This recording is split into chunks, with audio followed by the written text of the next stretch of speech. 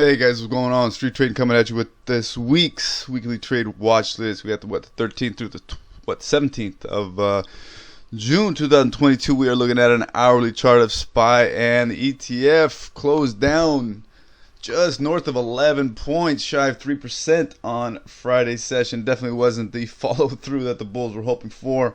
Obviously, you see that base was forming for a number of sessions back and forth. But clearly the street had other ideas instead of continuing that rally up to that level, that 430 that a lot of people had their eyes on. They brought it back down to the threes. Not a good look, but close to 89, 81. So back in the threes, not a good look for the bulls. So obviously, whatever headlines, guys, I mean, there's plenty of reasonings behind the move. Who cares? Believe whatever you want to believe. Obviously, the headlines are printing.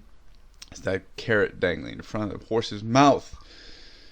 You know how it goes, guys. It's the street. You see the market structure is sitting up right now. You might have some more chop, but we're back in the threes. Are we going to get back in the fours? Sure, eventually. Is it going to hold?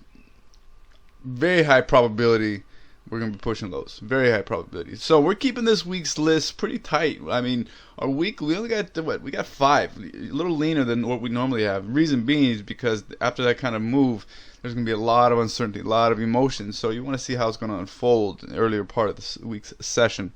Obviously, we have our dailies that we talk about as well. But, we're going to talk about it, our game plan for this weekly watch list, obviously, or if this and that, our levels that we need to see before we put on risk. So, again, we could be wrong on all of them, could be right on all of them.